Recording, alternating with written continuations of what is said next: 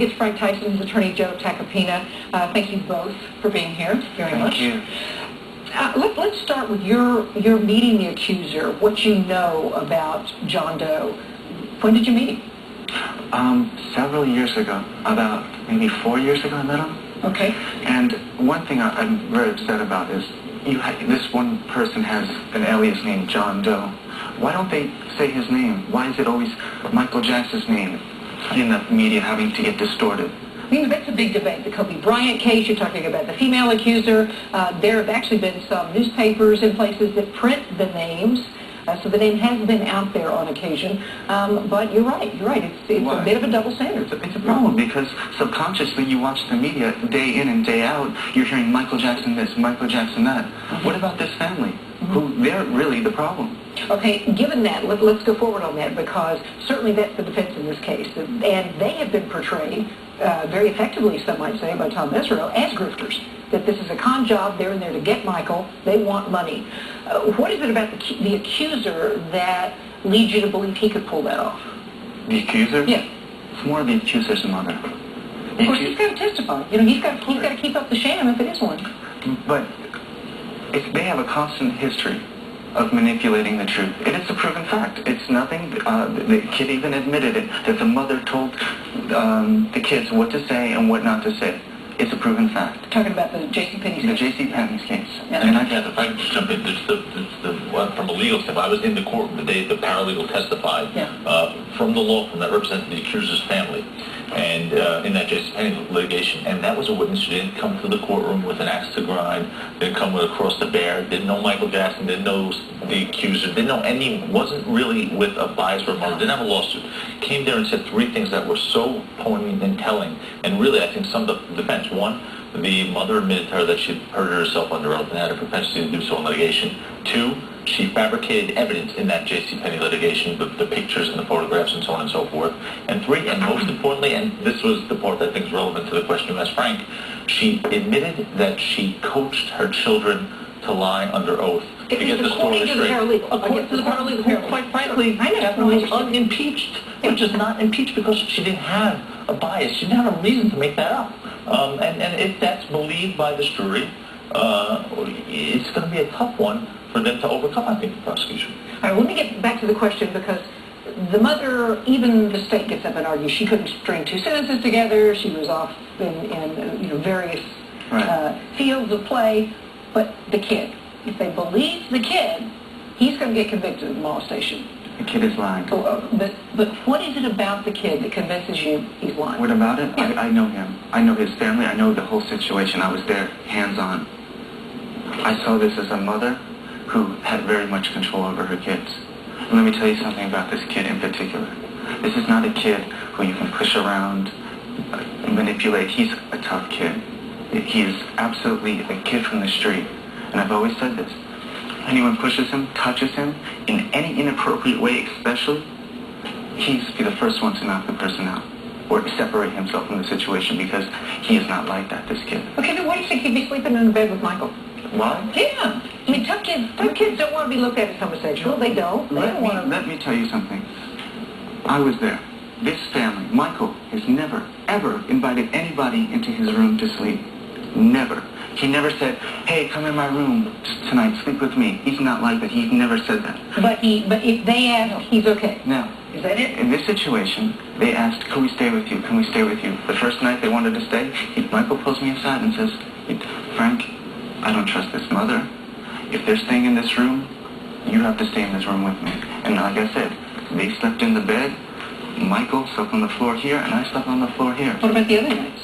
The other nights? Mm-hmm. What other nights? The other nights the kids testified that they actually slept in the room. Well, I'm going to tell you, if they slept in the room, there was always somebody there with them. He was never allowed to stay in that room alone because of the worry about the mother. And remember how that video was spliced in the Bashir documentary? I mean, they cut out the part initially where Michael says, there's nothing wrong with sharing your bed.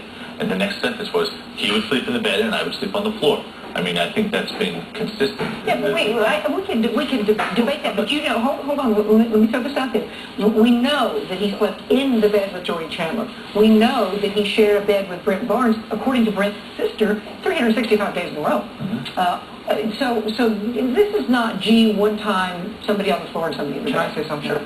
Now, I understand, and I really do understand this, from the perception of the media, from the perception of the outside society looking in at this. You know what? Absolutely, red flags are all over the place. I'm going to be the first one to say that. But you know what? I know this man. I've known him for over 20 years. Whether his way of life is different from everyday societies, which it is, because of the experiences that he's experienced throughout his life, being protected and sheltered, and being babied, I have to say, being babied all through his life. You know, he has a lot of faults, this man. And I'll say that he has a lot of faults, and there's a lot of things that I disagree with him on. But I wouldn't be on Core TV at 24 years old, putting my reputation on the line, if I had an iota of doubt that this man was a pedophile. Let me ask you why then, because you, as I understand it, you met him at age 5. He began calling your dad. Next thing, you're visiting Neverland, Yes. doing sleepovers with Michael. Well, you say sleepovers, that's what the automatic reaction is. It's not like every time I was at Neverland, I'm staying in his bed or room. No. I mean, that's what you're saying, and that's what the media is trying to portray. Did you ask to stay with him, or did he ask that you stay with him? At the time, no. At age 5, no. you wanted to sleep with him? No, I never slept in his room at age 5. That's what you... No, I'm asking you. No, I never slept in his bed or in his room at age 5. When I slept in his room, it was like 16 or whatever. But it's not like that. It's not like, okay, I'm going in his room and I had to worry about anything. No, it's like sleeping with your college roommate. It's like sleeping with your friend. And you know, it's very difficult, and which I understand from the outside looking in to understand that. Because they're not there. They don't know this man. And I think it's wrong that the media and everyone is portraying him just because his thoughts and the way he acts. And like I said, a lot of it he brings upon himself. But he is not a pedophile. Okay, well, do you ever ask yourself, and you said, you know, he's got flaws, do you ever ask yourself why someone, you were 5, he was 27, and now we're talking about 12-year-old when he was... Excuse me. 27? He was 27 at the time. But you're saying I'm sleeping in his bed? No. I'm talking about age difference. I'm talking about age difference. The friends that he seems to be closest to, the people that he develops relationships with, are boys very young. By the time 12, 13, kind of moved on, he's moving on to other relationships. What is it that has, I'm going to suggest, retarded his development then? If the people he's closest to and that he wants to spend that kind of time with are boys of that age. Why? No, you tell me. Not necessarily. Yes. A lot of them are. Yeah. But you're stereotyping this man. No, I asked you a question. I'm not serious. I said, why do you think that is? Why do you think? Why do I think? And it's very difficult for anyone to answer that question. Give me your best shot. My best shot is this man, since the age of 5, experienced a life that I don't think not one person in this entire world can relate to. Not one person. And from all the different experiences that he's had, which I can't say, you can't say, the world cannot... So you really don't have any explanation other than, gee, he had this very, very different life, and so he's a very, very different guy, and therefore he spends a lot of time with young boys. And Captain, wait, look at the evidence introduced in trial by the prosecution. There were some books that they recovered, right? Some of these books that Diane showed us a few weeks back. There was some writings inside, you know, by Michael in the beginning that I think were terrific for the defense, because it was stuff that was so out there, but at least explained the content, I think, of his mindset when he's interacting with these kids. He talks about the innocence of children and his love for the innocence and the purity and so on and so forth. But, you know, here's something that when, you know, he's doing that kind of stuff, Catherine, and none of us could, you know, sit there, and I don't know if that's one of the books, but there was a description on the front, you know, Catherine, that had that sort of writing in it. And quite frankly, you know, if he's someone who relates to the innocence of children and boys and wants to regroup his childhood, so be it. Okay, there are pictures. There are pictures. I cannot. We're going to go through. No. I'm not going to show these, because I'm going to ask you a question. These are innocent, wonderful pictures that of a guy that loves. This is not being shown on camera. That loves. What this is these a are book. the books that were introduced. Right now, what these are books that I certainly want to read. This isn't Frank probably want to read. If you want to read. This is illegal. Wait a minute. This is not illegal. Of course it's not. Oh, well, of course it's not illegal, and someone reads a book that's not illegal, even if it's not your case, Catherine. You've got 4 kids. Oh, no, I have 5, first of all. You're making a great argument, but I don't believe it. It doesn't matter if you believe me. If this book is not illegal, then what is the problem? Is he going to be convicted? Are we in this country now looking to convict someone, Catherine, on things that aren't illegal because we as a society don't think it's normal? The issue is not whether How about proving his guilt in this case? The issue is not whether these books are legal How about or proving not. his guilt in this the case? issue is whether or not he was getting sexual gratification from the association with young boys, and this is something that the judge has allowed the jury to consider regarding that fact. I understand, but this is not a sexual book. There is no sexual... Do you want me to start showing pictures on camera? For God's Be sake? my guest. Be my guest. Why don't you show you... Let's go. Want to take the book? We can start showing it to your viewers, and let's see if these books are sexual. Okay. Pull them all out. All right. Pull them all out. Guys, I don't want to get in trouble. Well, go ahead. Let's do this. That's been shown. Yeah. That's been shown. That is, I mean, look, that's not my style. That's not sexual. You and I can argue all you want. The point being, I want to go back to that. Prove the case. Well, he's charged with a sex crime, not with having books that 99.9% of the population think are icky. Yeah. These are legal. Frank, they're not my style. You have said this guy likes girls. When we know he's married before and all that sort of thing, and he's got 3 kids, that he likes girls, that this whole porn thing is out of whack. He looks at girls. Well, is this the sort of thing that you would look at to get turned on about girls? No, I mean, so I would not look at these books, but you have to understand Michael is an artist in more than one way. Now, okay, now listen. I'm listening. I mean, I know a lot of photographers who are completely straight. A lot of artists who are completely straight. And you know what, for reference, for photography, they do have books to this caliber. I've seen it. Does that make them a pedophile? No. No, but most of them probably haven't spent 365 days sleeping with the same little boy, haven't settled a $20 million suit with Dory Chandler. That's what the prosecution wants to do here. Why don't you say something relevant to the... No, it's admissible, not to prove the guilt in this case, though. No.